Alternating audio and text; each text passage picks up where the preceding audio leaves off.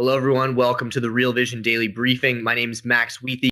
I'm joined today by Ed Harrison. But before I sit down with Ed, let's kick it over to Nick Correa for today's stories. Thanks, Max. Today, I'm going to provide a rundown for newly released December data for the Consumer Price Index. For this past December, the data shows the CPI experienced a 0.4% gain, seasonally adjusted. This is on par with economists' projections of a 0.4% increase in the CPI, and this follows a 0.2% gain in November. The Bureau of Labor Statistics attributes this gain to an increase in the gasoline index, which experienced an 8.4% gain and contributed to more than a 60% increase in the overall CPI. Overall demand for all grades of gasoline still is lower, with prices per gallon now about 10% below than they were a year ago, as virus-related restrictions are being implemented and consumers are staying at home and therefore reducing their driving. The cost of food has also increased 0.4%, as both groceries and eating out have gone up by 0.4%. This follows 0.1% decrease in November. All items less food and energy rose about 0.1% in December. For 2020 overall, CPI rose 1.4%, which is less than the 2.3% increase in 2019, and is the smallest December to December increase since 2015. The average rise in inflation for the past 10 years has been 1.7%. If you want more on the inflation, Stephen Van Meter and Michael Ashton today did a deep dive on the subject and on the interplay between inflation, interest rates, and the dollar. To flesh this out and more, let's go back to Max and Ed. Thank you, Nick. Well, Ed, back again on Wednesday. Glad to be here. Yeah, it's good to talk to you. And we have some interesting stuff to talk about. We had a good back and forth literally right before we came on now about the reflation trade. Yes, I'm excited to hear your sort of nuance that you're adding to it. It's certainly not something that is a new topic. Everybody is talking about the reflation trade, and when everybody's talking about it, that leads to bad takes. So you're going to help our viewers sort of dissect a little bit about what they should be paying attention to, because they're going to be hearing about this at least for now. Yeah, I have two main themes. I think theme number one is what the toggle is in the reflation trade. And theme number two are what are the discrete outcomes that we should be thinking about. So the first on the toggle, when we talk about the reflation trade, we're talking about a reflation that is, things going up as a result of economic stimulus, the economic goodness that comes from the vaccine, as well as anything else that might be like pent-up demand out there. And so the result is we see commodities going up, we see equities going up, we see yields going up. And we also, interestingly enough, see the dollar going down because of that reflation trade, because there's an incipient sort of inflationary expectation there. All of those things are put together in terms of this one nexus, the reflation trade. And usually most people call the toggle the US dollar. So when the dollar's down, and it was down to really low levels and it kept on going further and further, hey, great. It means more reflation trade, everything else goes up. But now the dollar's reversed. I would say actually the reason the dollar's reversed is actually because it's not the toggle. The toggle is the bonds, 10-year bonds in the United States. And over the past week and a half, we've seen a massive rally in 10-year notes, 10-year bonds. We went from basically flatlining for this month, or even 3 months since November, to a massive upward spike of in the order of 26 basis points at its worst when we got to almost 119 on the 10-year. This is something I talked to Peter Bookvar about yesterday. And to me, that unwound everything else, partially and actually mostly because this is a rise in real rates as opposed to a rise in inflation. And that really put a dent on all the reflation trades that people were talking about. It put a dent on gold. It put a dent on Bitcoin. It put a dent on the dollar moving higher. Yeah, so I mean, I think the relationship between real yields and gold is pretty well established, and obviously, if you have yields rising and inflation expectations are keeping up with it, real yields are going to creep up, and that's going to put pressure on gold. But some of the other assets, it might not be as clear to viewers how what's happening with the bond market is playing out in those other assets. So how directly is it playing out, say, in equity markets? Yeah, so this whole it's the DCF stupid thing that I started because of Holger Shapitz. I think it has some merit. What I would say is actually the framework that I'm looking at in terms of where it has merit is it goes like this. It's that when you look at long dated assets like equities, basically what you're looking at is a discounted cash flows, and if the discount factor is greater, everything else equal, the near-term the present value of those assets is less. So the question is when does that matter? Because we've been, I would say, in the midst of a speculative mania, a reflationary mania where multiples are expanding. But at some point in time, the DCF matters. And what we're seeing is we're approaching those levels right now. So part of it is not necessarily level, but also step change in the level, meaning that perhaps it's not just that we're moving to 120, 125, 130 potentially on the 10-year. It's really that the 10-year yield went up so abruptly that it really put a shock into the system and caused people to readjust their expectations about discount factors, and it wound back the whole reflationary trade. Well, before there was the reflation trade, there was the rotation trade, and that was the rotation from the high flying growth names into the dogs that were lagging, and these were value stocks and stocks that generally would benefit in an environment where yields are rising, where the yield curve is steepening, and where growth is no longer scarce.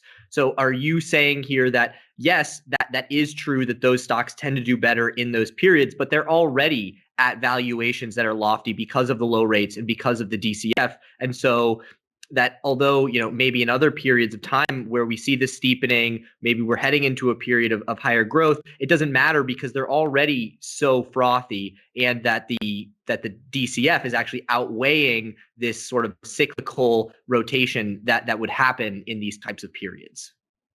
Value, I think, is just taking a pause by and large. I wouldn't necessarily say that value certainly is frothy. I mean, the froth is on the other side with the Teslas of the world, even with the FANG stocks of the world. I would look at a chart that you and I were looking at literally right before we came on, the commodities chart that the Economist posted on commodity prices from January of 2000 to today as being representative of the kind of action, the price action that you're seeing in equities. So if you look at what's going on there, you basically see that there has been a reflation of commodities across the board, with iron ore in particular going up the most.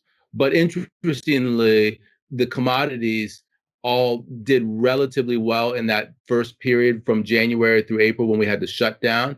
Oil is the one that collapsed. And so even though oil has gone up at the same amount, it's lagged the others in terms of it's going up. So you could look at equities as, okay, we rotated into these plays. Now we're looking for other plays to take advantage of.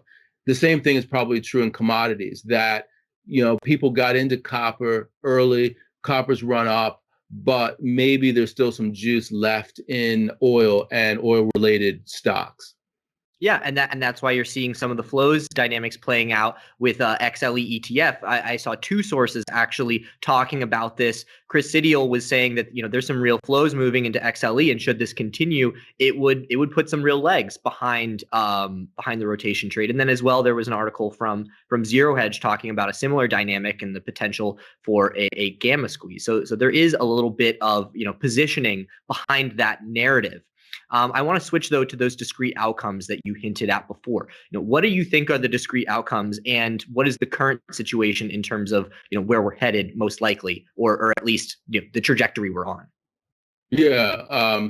So I think, this is where you and I, we had the best back and forth about what does this mean. The three outcomes that I'm thinking about are one, outcome number one, which is the trajectory that we were on before we pulled back, and that is a steepening yield curve before we reach the post-vaccine stage.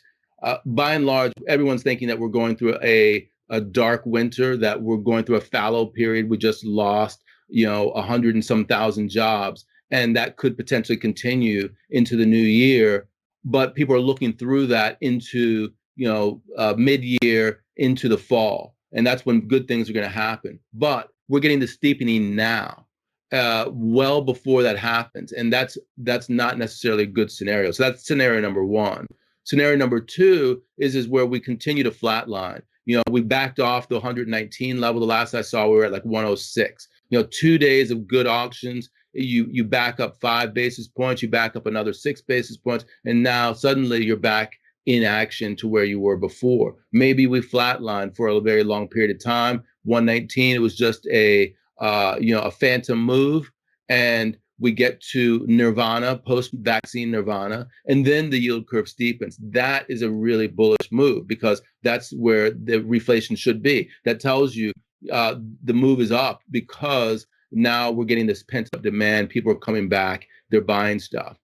The third scenario is that actually what's happened, the move to 119 was premature. The reflation trade actually was somewhat premature, and the yield curve reflattens, and we get a flattening of the yield curve because this dark period, the light before the end of the tunnel gets longer, and it has much more of a negative impact. And that third scenario is sort of representative of the when I talked to Jack, I was telling him I was looking at 3 different bond proxies. One was HYG versus the ETF for investment grade bonds.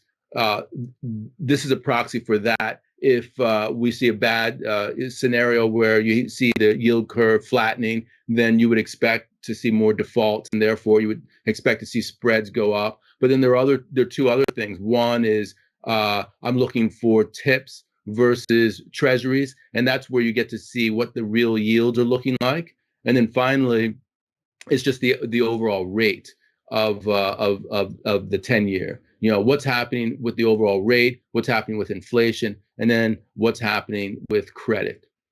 Okay, so you kind of said scenario 3 is potentially a bad scenario, and scenario 1 is potentially a bad scenario. Scenario 3 sounds to me like a return to growth is scarce, the yield curve is incredibly flat, and that benefits the the high growth FANG names that were the darlings before this rotation trade kicked off. Is that the outcome for assets that you think would occur in that scenario?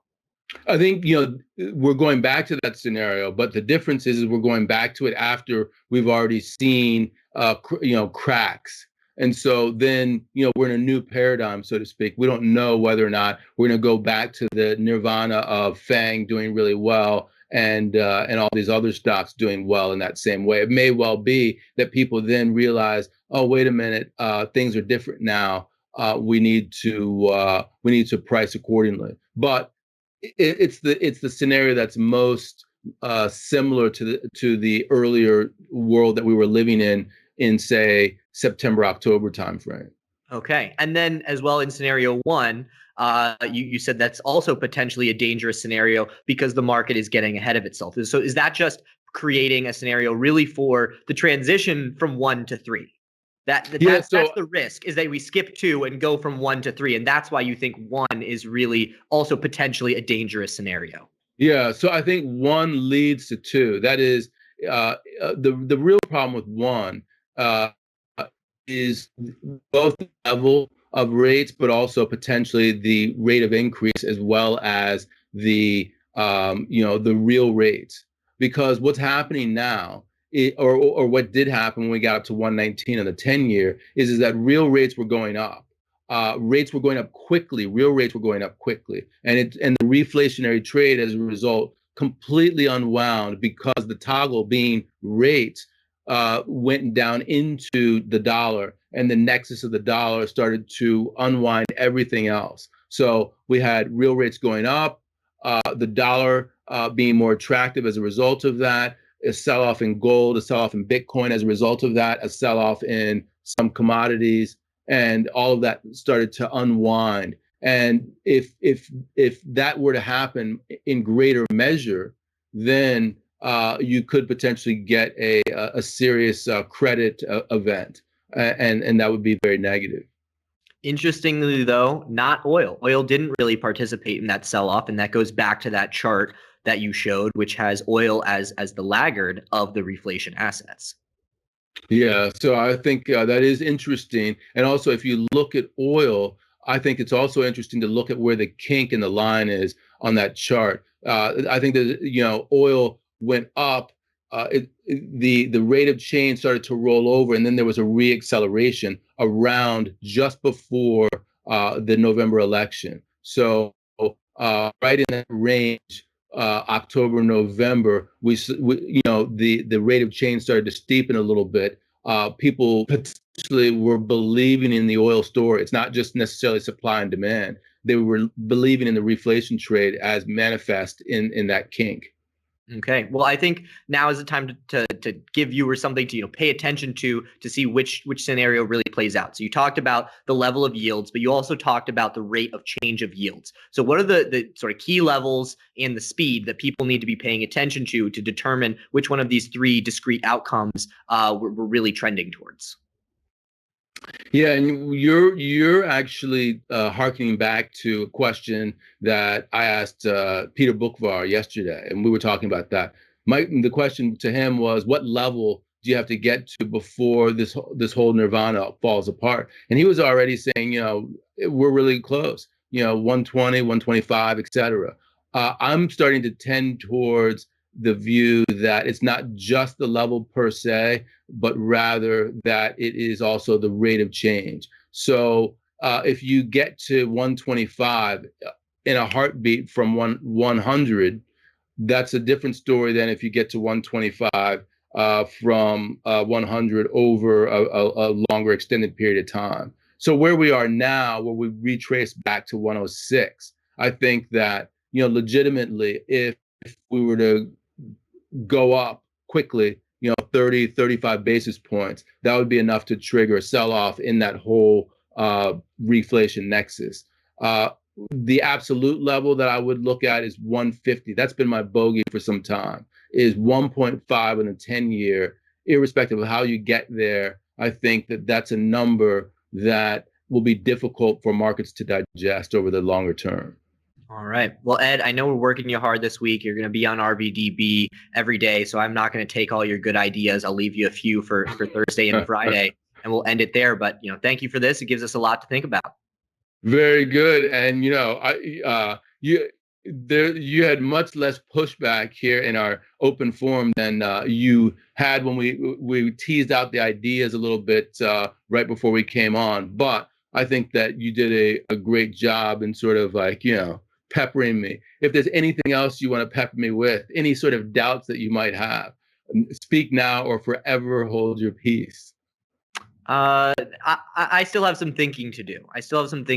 And it's always nice to be able to push back on our private calls, but I put on the jacket, show the respect. You got to do that. So, all right, Ed, I'll talk to you soon. You bet.